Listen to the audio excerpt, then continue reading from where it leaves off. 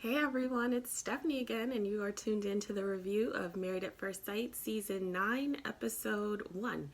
So, if you are new to my channel, hi. If you're old, hi again. I missed you guys. I'm so excited for this new season. For those of you who don't know me, my name is Stephanie Lee. I'm a therapist and relationship expert, and I have been doing reviews on Married at First Sight for the last, I would say, 3 or 4 seasons. It's my way of combining therapy, my love for therapy, and my love for entertainment in one. So I basically just do reviews every single week and share my opinion and my thoughts, and I dialogue with most of you guys. I do my best to respond to most people so we can talk about this season, all the stuff that's happening. And I also answer tons of questions. So if you have questions, feel free to leave it down below and I will get back to you. So let's kick it off. This season they are in Charlotte, and they also have a new expert, Dr. Viviana Coles, and so they're just working with the 3 of them. Dr. Jessica has moved on, and this season is just as exciting as the last. For some reason I feel like the energy is better this season. I don't know if last season I was just like exhausted, but the energy is better this season. It's fresh so far. They have a huge turnout, of course. It goes from, for those of you who are new to the show, they do a lot of psychological testing, and they get to see their homes and do interviews, and everything is very in depth about this process because they meet at the altar for the very first time. So this is an arranged marriage situation. For most people, that's not the craziest thing. For Western culture, it's not something that we have done in any time recently. It's not something that we're still doing. So it still is something that somewhat taboo, and we see that with the families and some of their responses. I will say that this season I found that most of the families were really supportive. Like usually we get like a couple of people who are like, okay, that's great. But for the most part, the families are like, are you crazy? What are you doing? But this time we found more families being super supportive, which was interesting and great. And we have, a couple of people who have their reservations, but that's to be expected.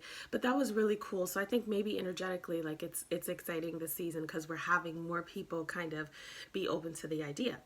So they narrowed it down to 4 couples. So let's just kick it off with the couples because 2 of them got married last night. So the first couple is Matt and Amber. So Matt and Amber, the most obvious thing about them is their height difference. Matt is an international ball player, and Amber teaches the 8th grade, and she is 5'2" and he is 6'9". So aesthetically they're jarring because there's such a huge dichotomy in their heights, but they're very cute. They had a good response to each other when they saw each other. She thinks he's so cute. She can't stop kissing him. She's so excited about it.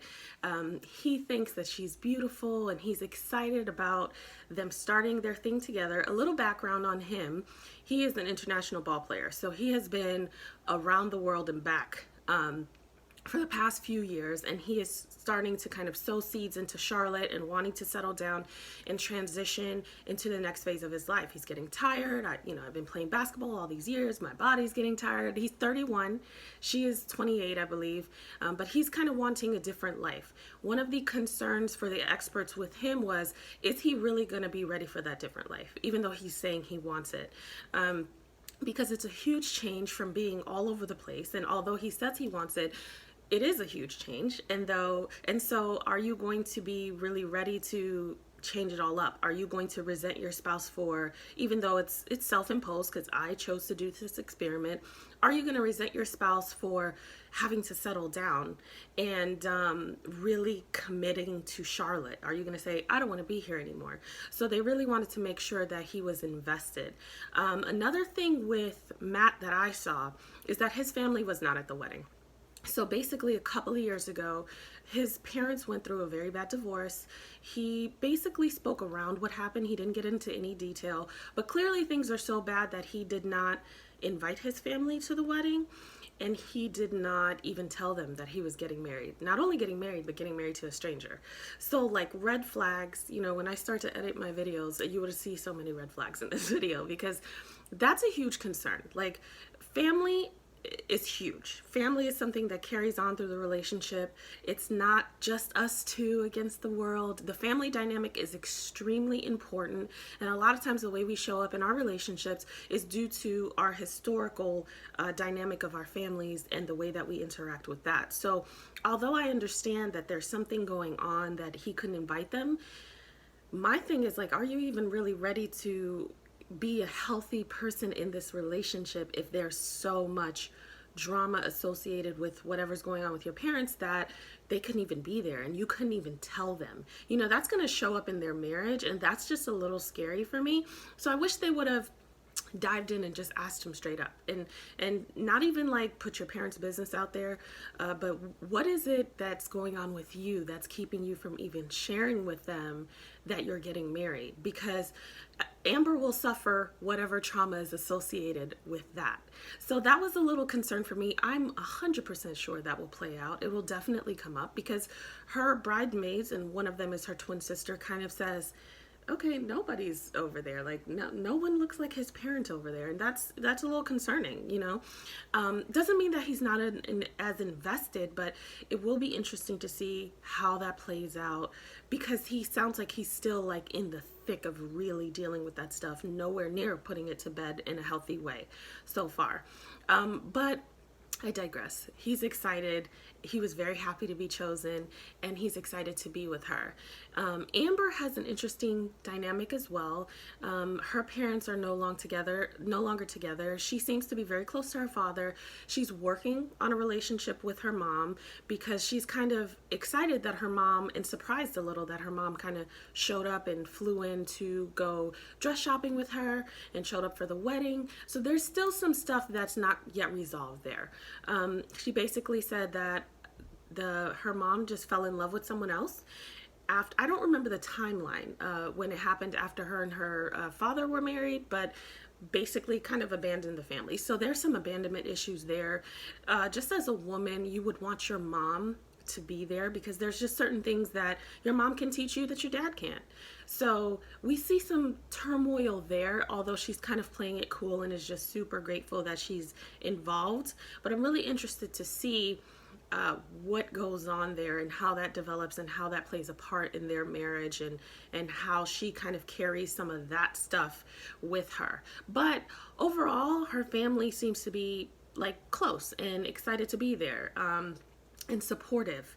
So that is Matt and Amber. I mean, they're off to a great start. We don't know much about them yet. They just got married, but they seem to have a good dynamic, and they seem to be happy to be paired with each other based on the little that they know. And at this point, that's all you can ask, because we've seen, if you've been watching the show, we've seen that people get to the altar and they're like devastated that this person is not who they imagined to be, and it doesn't start off great. So to see them start off like happy and excited, we're off to a good start. So that's Matt and Amber.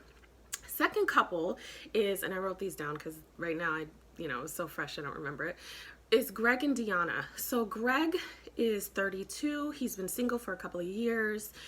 He has a math learning center, which is great. He works with kids, and he is passionate about teaching them. He seems to have been hurt in relationships past. There's something about him, although he's so excited and he's so genuine, there's something about him that appears to me that he's still carrying some of that hurt. I don't know. I'm just like going based off of my intuition. He seems to be like carrying some of that hurt. And he said, I've been hurt in relationships past, and we've all experienced that. But it seems to me that there's a tinge of that still being carried, and hoping that this experience replaces that. But he's eager to do it. He's very faith-based. He loves God. He reads his Bible. He's very intentional about his faith. And it was beautiful to see his groomsmen pray over him before the ceremony. I thought that was so beautiful. And he got choked up because that was such a special moment for him. And it just is a great indication how significant your friendships are and how important they'll be to your relationship. They're important in all aspects of your life, but when you're transitioning into the season of marriage, that is such a sacred and really important relationship, and you really have to guard it and be intentional about who you let into it. So the family friends episode will come up, but we can talk about it now just a little bit. The significance of having the right people around you and letting the right people in, because everyone is not as invested. Everyone is not in the same place, and everyone is not really aware of the weight of the commitment. And so you want friends who are going to push you to be better than you are, to be committed, to go beyond what you really want to do in that moment, to be selfless and not selfish. So when I saw his friends praying over him, and then I saw him get choked up, and one of his friends was like, let it out.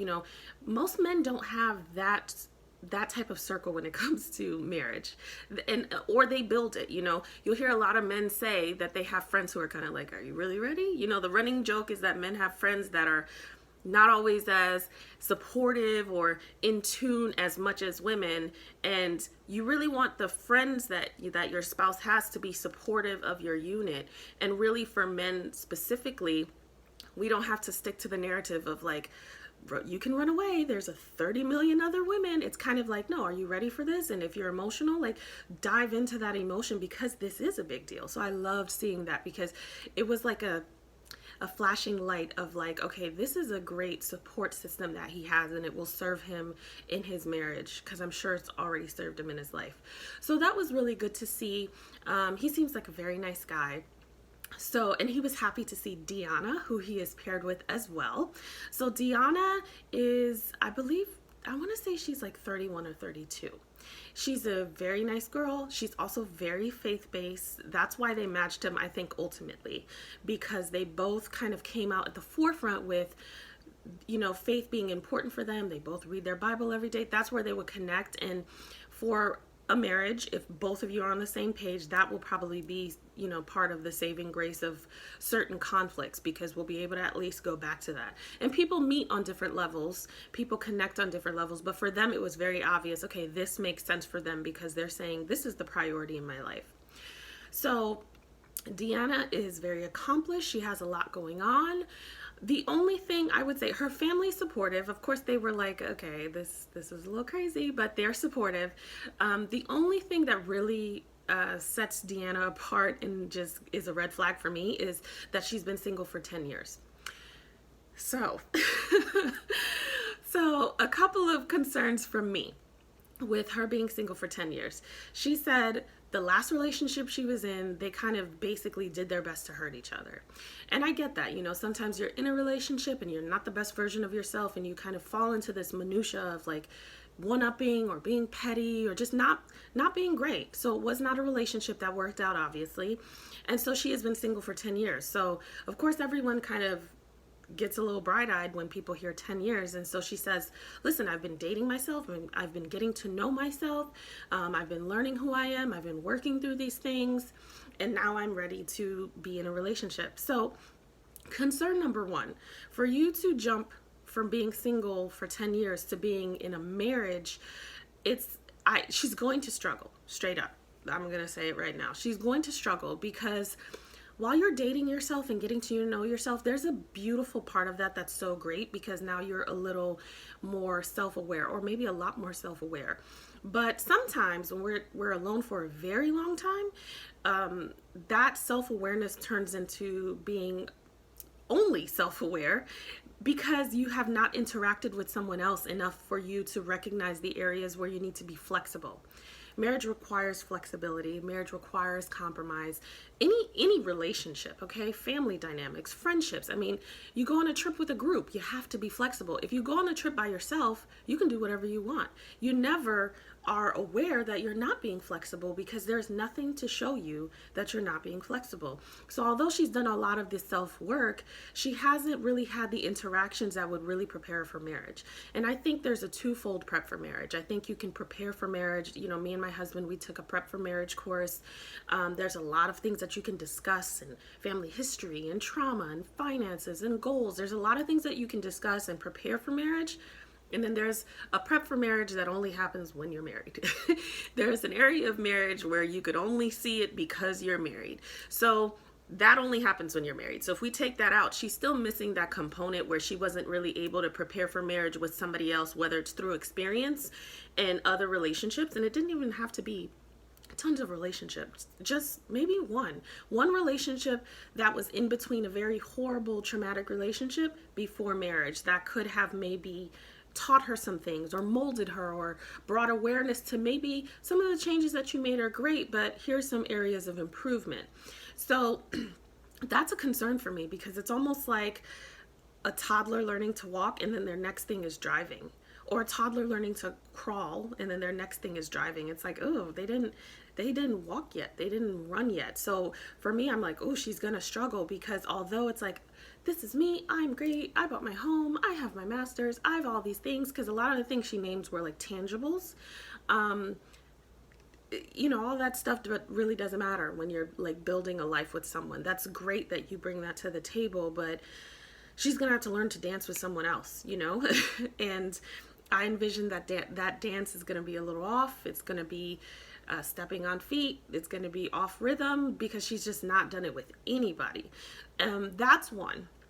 Two, she's not that old, so I think she's like 31 or something. I'm not sure, but if you haven't been in a relationship for 10 years, another thing that came to mind for me was she has not really had an adult interaction in an adult relationship like ever. Because if she's only 31 and the last relationship she was in is 21, that's a concern for me as well. Because, you know, when we're 21, we feel grown. You know, when we're 18, we feel grown. I'm grown. Don't tell me what to do, mom. You know, when we're 21, I can drink, I can, you know, you can't even really rent a car yet, but we feel so grown, and we're doing this adult thing because we couldn't wait to get to it. And that jump from 21 to 25 is huge, mentally, emotionally. That jump from 25 to 30 is, oh my God, it's night and day. 30 to me is where you really start hitting your stride. And even then, your early 30s, you're kind of like getting more comfortable in that seat and making less excuses for who you are and what you're doing, and you're more solidified in what you want. So she's had this emotional transformation, whether she's realized it or not, in ways that she hasn't even been able to see it. You really do become a different person. There are foundational principles of you that is the same, but you really do become a different person. So she hasn't had an adult relationship, as far as I'm concerned. You know, 21, it's like, technically you're an adult, but really, if we're all being honest, like a 21-year-old relationship and a 25 or 29-year-old relationship, those are very different things, because you're a very different person. So this is, to me, almost like her first relationship. That's how I'm looking at it. It's her first relationship, because she hasn't been in a relationship, you know, for the last 10 years, and she's 31 now. If we do the math, that doesn't even add up for me. So I'm seeing her being so eager, and I'm excited for her, and she's happy, and they have a good time, and they joke at the altar, and they're happy to see each other. They're both attracted to each other. That's great. I just see struggle and conflict because she just doesn't know how to do it. And that is slightly dangerous to be in this experiment, or to be married at first sight, to be married at last sight. I mean, she could have married someone she knew, like having not had to be bothered with anyone and march to the beat of your own drummer for 10 years. Anyone would struggle with that. So, but I'm excited to see them nonetheless. They're excited to see each other. I'm excited to see them. So that is Greg and Deonna. Next, we have Elizabeth and Jamie. So Elizabeth is kind of like the wild child. I mean, she stands out wherever she goes. She has this bright, fiery red hair. She, you know, all the women showed up because they had this, once again, they had joint bachelor parties and bachelorette parties. All the women show up in white except for her. She shows up in bright red. Her energy is great. Her energy is off the charts. She's excited. She's funny. She's super talkative. Some of her concerns, though, is that she might be overwhelming for another partner.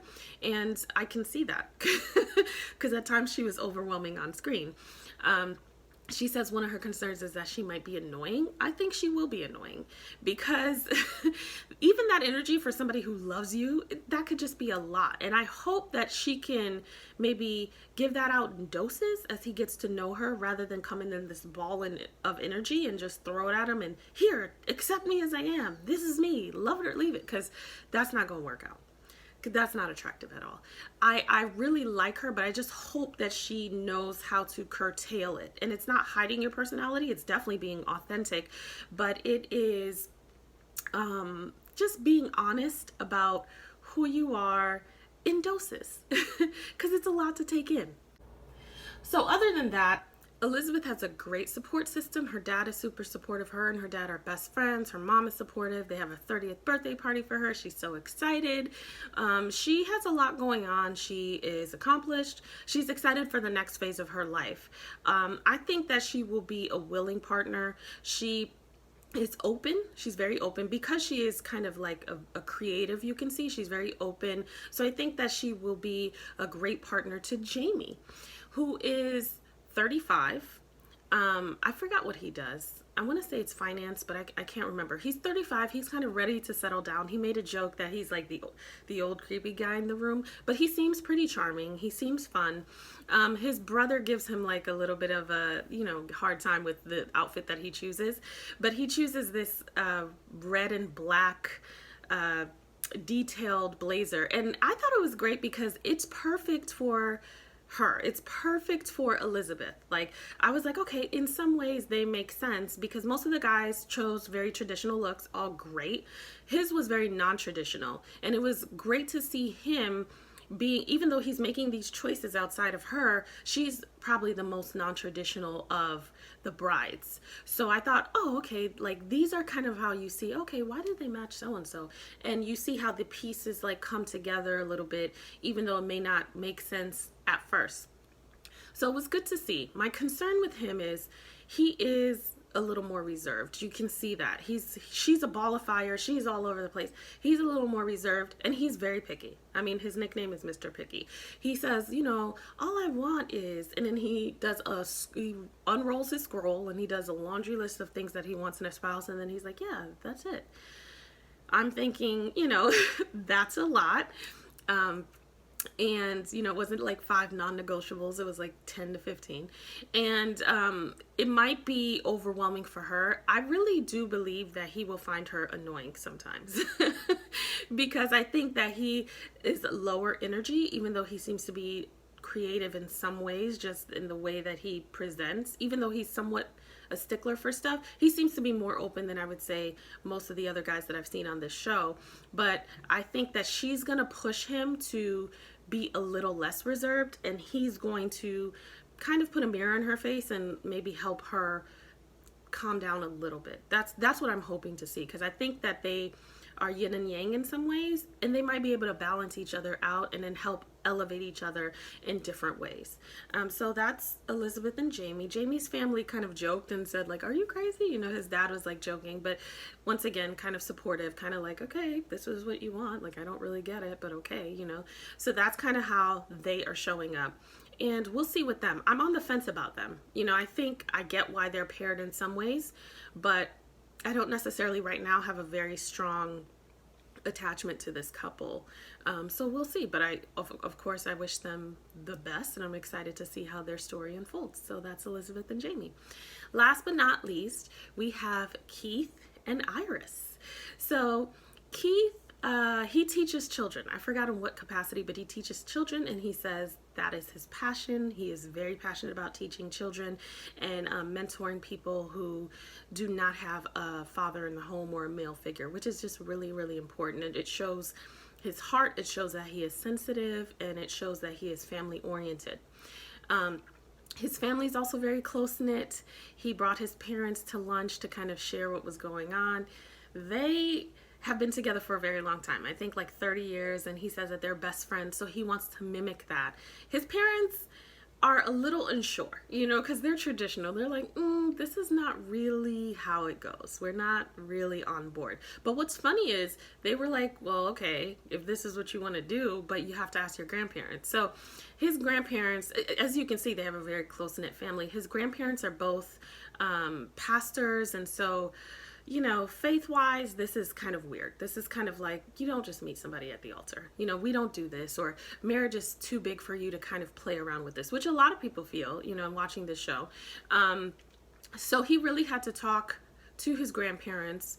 We don't see that, but we do see them show up, and he was really grateful for them to show up because they're on the fence about it, but they're kind of like, we're not excited about this, but we do want to support you, and ultimately we love you, so we will be here to see how this unfolds. So he has a good support system. He seems to just come from, there was nothing that was like a red flag for me with him. If there is for you guys, please let me know. He seemed to be like very even keel, excited to get started, wanting like the next phase of his life.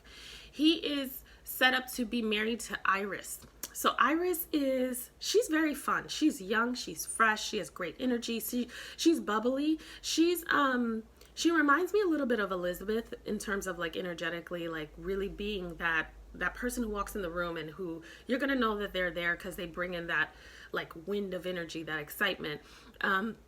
But she's not, I don't think that she's as high energy as Elizabeth is in terms of like maybe being off-putting, but I think she just has this young energy about her. Her faith is very important to her. She is a virgin, let's just put it out there. That's like I think that's even her name on the show. That's the thing that basically sets her apart from everybody else, and for most people, because she keeps talking about it and everybody looks at her like she's the unicorn because she's 27, she's never had sex, and her important thing is wanting a husband who's going to be okay with that and being patient with that, and they talk about it. Separately, the guys talk about, hey, do you want to have sex on the wedding night? And some of them are like, it's really up to the woman, of course, but it's up to the woman. Some of them are like, I'm not sure, kind of see how it goes. The women, on the other hand, they're on the fence, but we all know that Iris is straight up like, I'm going to shake your hand. We're going to have a conversation. So I will be interested to see how Keith deals with that. Because you know what? When they were doing the matchmaking episode, I thought that Iris and Greg would have been great together because Greg really comes out and expresses how important his faith is and really like following the faith. And so when I thought that Iris and Greg were going to be put together, I thought, oh, okay, he'll have the patience to wait. Because he will at least respect it from her religious views. But Dianna is very religious too. So Greg kind of wins either way. But Keith, I don't know if I recall, I don't know, because I was tired, y'all, watching this episode, but I don't remember him really being very vocal about faith. I think he has it somewhere back there, obviously if they matched her with Iris, but I can't recall if he's really super vocal. So I don't know how he's gonna deal with that. I think he'll be patient because he seems like a nice guy. He seems patient. He seems, if you're working with kids, you do have an element of patience. But that's gonna be a big deal. That's gonna be a big deal because in this experiment, we don't move, even though we say, the irony is going to say we don't move fast, but obviously we do move fast if we're getting married at the altar. But there's also this, hey, we did get married at first sight, but I don't really know you yet, so I can take my time because basically I don't know you, and here's all these stipulations and how we're kind of maneuvering this very unique experience. But on top of being a virgin, I don't think that she's going to say, well, I've been waiting my whole life, and then 2 weeks I feel close enough to you now. Like, I really don't know how that's going to play. And that is something very dangerous because if she's been waiting this whole time and she, let's say she has sex in 2 weeks and it blows up in her face, that will be emotionally devastating. It'll be catastrophic, specifically because it's so important to her. If she waits 6 weeks, then how is he going to feel? 6 or 8 weeks, how's he going to feel? Is he going to feel like, oh, I don't know if I can be with her because we didn't even have sex yet? There's so many things that are playing around this one thing. That's the concern for me. It's not like red flag concern. It's just like, how is this going to play out? How is he going to respond to that? How are they going to hit these milestones where she's comfortable and he's feeling like some of his needs are met and they're matriculating throughout this relationship enough for it to like really be something that's building into something real. So that's my only concern, but I think I'm excited to see them. They're both young, they're both happy. They're both fresh. They're both family oriented. Her mom was so supportive. Her dad, you could see, is like, because their dad is like old school, like he needs to come sit across the table, we need to have a conversation. And she's like, no, this is not how this is gonna go down.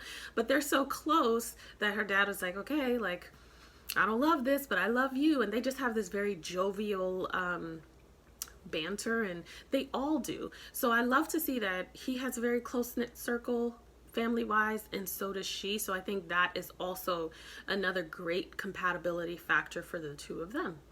So that's it. I mean, they all had their joint bachelor and bachelorette parties. I don't know that I like that concept. I really like seeing people do their own individual thing, because it's like they're jumping in so early into the experiment. I like seeing them have like their last hurrah with their friends, but nonetheless, it's not really important. The importance is that two of them got married last night, and then we'll see on the next episode next week the other two that get married, and then, you know, all games are on. So let me know what you guys thought. As always, don't forget to subscribe, comment, and like, and I will see you guys here next week. Everyone have a great week.